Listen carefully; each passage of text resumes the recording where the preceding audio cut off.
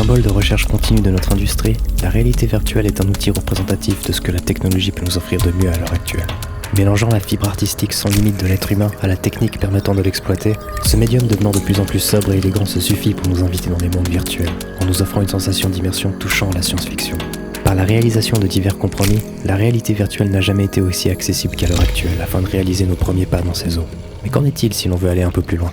Salut, c'est Isocel et aujourd'hui, on va parler des accessoires en réalité virtuelle. On va commencer par définir l'intérêt de ces accessoires. Je tiens tout d'abord à préciser que les casques VR actuels sont de bonne qualité et permettent de savourer toutes les expériences de leur catalogue respectif dans de bonnes conditions. Les accessoires ont cependant un intérêt sur plusieurs aspects. Le premier étant de sécuriser notre matériel, qui reste relativement fragile, surtout s'il est souvent transporté ou utilisé dans des jeux d'action où tu vas frôler tes murs. Il permet également d'augmenter le niveau de confort du casque, contribuant directement à notre immersion dans les expériences VR. Ces deux aspects sont pour moi étroitement liés, puisqu'un casque ergonomique et confortable permet de faire abstraction de tous ces tracas afin de s'immerger complètement dans une œuvre. Le troisième intérêt se trouve dans la plus-value ajoutée sur certaines expériences, mais nous allons voir tout cela en détail avec un tour d'horizon de tous les accessoires du catalogue VR. Bien évidemment, je ne les possède pas tous, mais grâce à Kiwi Design qui m'a gracieusement envoyé une sangle et ProTube qui eux m'ont carrément fourni une grande partie de leur gamme de produits, je vais pouvoir te partager mon expérience personnelle avec ceux-ci et te donner mon vrai avis sur ces accessoires. Je tiens à préciser qu'il ne s'agit pas d'une vidéo sponsorisée et que j'ai donc la liberté de pouvoir être totalement transparent avec vous. On va commencer avec les accessoires qui concernent uniquement le Meta Quest 2, le casque le plus populaire et aussi celui dont les garnitures font le plus de sens puisqu'il compense certains de ses défauts. Attaquons avec les straps, que je considère comme l'upgrade le plus important pour ce casque, où la sangle d'origine devrait être bannie de notre système solaire. Le Quest 2 est nativement déséquilibré, tombe vers l'avant et empêche de longues sessions de jeu sans sentir une gêne. Pour un upgrade, on est face à deux designs, le format Halo Strap que l'on trouve sur des casques comme le PSVR, certains Windows Mixed Reality et le Rift S, ou la strap dite Elite, s'inspirant du Valve Index et du HP Reverb G2. Je m'étais tout d'abord équipé d'une Halo Strap avec un modèle commandé sur AliExpress. Le gain en confort est immédiatement ressenti grâce à une répartition des points de pression établis sur notre front plutôt qu'autour des yeux. Cependant, la qualité de fabrication laisse à désirer. J'ai rapidement eu des problèmes de perte de tension au niveau de la molette et les mousses ne sont pas aussi confortables que celles du Rift S, casque que je trouve encore le plus agréable à porter sur le marché. Kiwi Design m'a récemment envoyé sa Elite Strap, qu'on retrouve aussi chez Meta, qui va certes ajouter plus de pression autour des yeux, mais où la sangle supérieure est rembourrée, permettant de répartir la pression plus équitablement sur toute notre tête. De plus, ce format permet de soulever le casque sans l'enlever, fonction qui m'avait manqué depuis que j'ai lâché mon Acer Mixed Reality, puisqu'il permet de passer de son PC à la VR sans encombre. À l'heure actuelle, je préfère la Elite Strap de Kiwi, mais il me reste tout de même à mettre la main sur la Halo Strap Bobo VR, qui a l'air de bien meilleure facture et dont j'ai d'excellents retours sur son confort. Il existe encore d'autres déclinaisons, comme celle intégrant des écouteurs avec le Vive Deluxe Audio Strap ou des solutions alternatives. Je n'ai personnellement jamais trouvé le son de bonne qualité, donc si tu veux améliorer l'expérience sonore, je te conseille d'utiliser un vrai casque audio, ou des intras pour une solution qui reste ergonomique.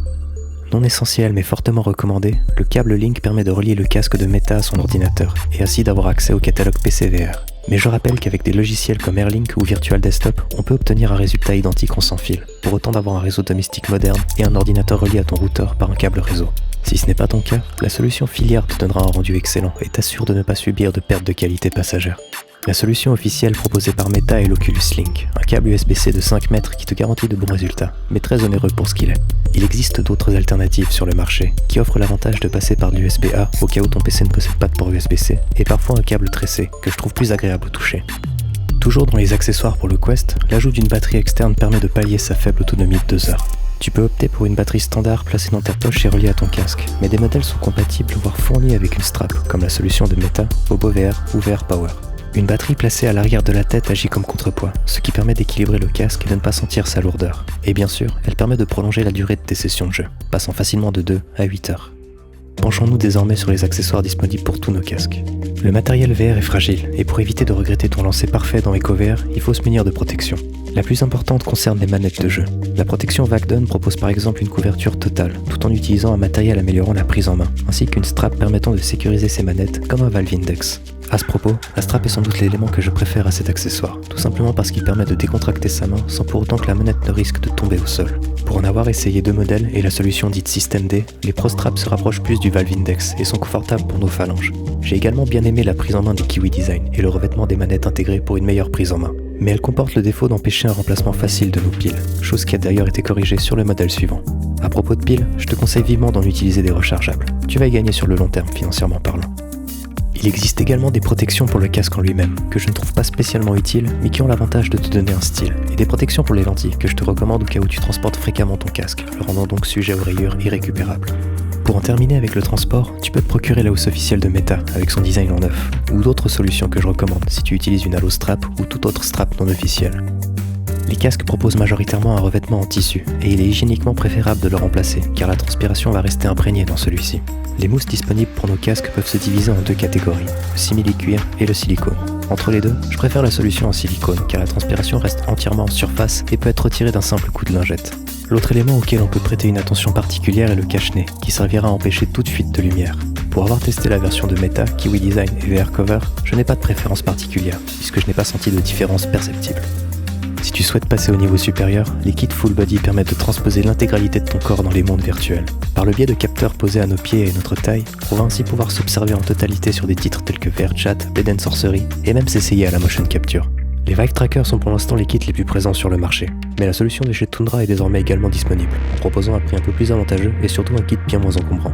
Ils continuent tout de même de faire partie des accessoires les plus onéreux et sont ainsi uniquement destinés aux grands fans de VRChat. Dans les gros kits, on peut aussi mentionner ces surfaces glissantes surplombées d'un harnais permettant de marcher sur place à 360 degrés. Son utilisation est appréciable durant les premières minutes, mais ce n'est pas vraiment plus immersif qu'un déplacement au joystick. On a le sentiment de constamment lutter contre ce lourd appareil pour se déplacer dans la direction souhaitée. Si cela t'intéresse tout de même, la solution de Catwalk est moins contraignante et plus abordable que ses compères. Dans les accessoires de niche, on peut facilement se laisser tenter par un gunstock, une sorte de béquille en carbone où l'on pourra fixer magnétiquement nos manettes pour simuler la prise en main d'une vraie arme. Ces gunstocks peuvent adopter un design où les manettes se fixent par le dessous ou le dessus du produit. Même si le premier modèle paraît plus logique, le second est préférable car il n'empiète pas sur la qualité du tracking des manettes. Différents fournisseurs proposent des gunstocks comme 3D Horizons, Mammoth et ProTube. Pour avoir essayé le dernier, le gain d'immersion est clairement au rendez-vous, mais il nécessite tout de même un long temps d'adaptation et certaines armes ne sont pas compatibles avec l'objet, comme le P90. De plus, il faut signaler que le gunstock ne nous rend pas meilleurs dans les FPS, mais il ajoute un réalisme qu'on ne retrouve pas autrement, et cette sensation d'avoir une salle d'arcade VR à la maison. De par son prix relativement élevé, je ne le recommande qu'aux vrais fans de FPS qui souhaitent passer à un niveau d'immersion supérieur. Dans les accessoires similaires, il existe le Provolver qui nous donne la sensation d'avoir le poids et le recul d'un pistolet en main. J'ai personnellement beaucoup aimé cet accessoire, en particulier sur mes sessions de pistol whip où tout le titre et même le menuing se fait à l'arme à feu. Comme le gunstock, il est malheureusement réservé aux fans du genre, de par sa compatibilité limitée à certains jeux de tir et à son prix relativement élevé. Pour finir sur les accessoires de ProTube, je peux encore te parler du Pro Saber destiné à jouer en mode Darth Maul sur notre jeu de rythme favori. Malgré ce côté gadget, j'ai trouvé l'accessoire franchement sympa à utiliser et je me suis surpris de remarquer qu'il fonctionne également dans des titres comme Kayak VR, où l'on a vraiment la sensation de tenir une pagaie dans les mains. Enchaînons sur les vestes à retour haptique. Pour en avoir essayé 2 modèles en salon, les sensations sont au rendez-vous et un réel gain d'immersion est apporté, si t'arrives à oublier l'encombrement qu'apporte la veste. N'étant pas nativement fonctionnelle avec tous nos jeux VR préférés, la seule veste recommandable actuellement est la Bihaptics, de par sa qualité et sa compatibilité avec une centaine de titres. Il n'y a pas vraiment d'accessoire spécialement dédié à cette fonction, mais j'en profite pour conseiller un tapis de sol délimitant ta zone de jeu, qui est un excellent moyen de limiter physiquement ton espace de jeu, tout en ne brisant pas ton immersion, avec l'apparition répétée de la grille numérique. Dans le même genre, un ventilateur dirigé vers ton visage te permet de te repérer inconsciemment dans ton espace physique, et diminue ainsi les effets de cinétose par son vent de fraîcheur. Dans les derniers accessoires de nos casques, il reste le stand, dont certains modèles peuvent servir à recharger notre casque autonome efficacement, un système de poulies permettant de ne pas s'entortiller dans son câble, à défaut d'une installation quelque peu intrusive, des lentilles correctrices de myopie, bien pratiques si l'on souhaite savourer la réalité virtuelle sans avoir besoin de ses lunettes, et finalement le fameux tissu microfibre, qui te permet de nettoyer tes lentilles sans créer de rayures qui gâcheront ton immersion. On n'y pense pas forcément, mais c'est un indispensable pour entretenir convenablement son casque. On constate ainsi qu'il existe une panoplie d'accessoires VR, et on peut même facilement s'y perdre. Tous sont de bonne qualité, mais avant de faire chauffer sa carte bleue, je pense qu'il faut prendre un peu de recul. Les casques permettent nativement d'accéder et de profiter de tous les jeux du catalogue VR. Les accessoires vont certes améliorer ton niveau d'immersion et la sûreté du matériel, mais ils doivent être considérés comme du bonus, des ajouts non indispensables mais qui amélioreront le plaisir de savourer ces jeux dans de bonnes conditions. Mis à part l'achat d'une nouvelle sangle pour son Quest 2 que je trouve obligatoire, il faut tout de même prendre en considération la légèreté et le niveau d'ergonomie initial de ces casques, qui est tout de même un point fort attrayant. En conclusion, je dirais qu'il faut se remémorer l'essentiel et penser à ce qui fait et fera la beauté de notre médium préféré, se plonger dans des mondes virtuels en un clin d'œil.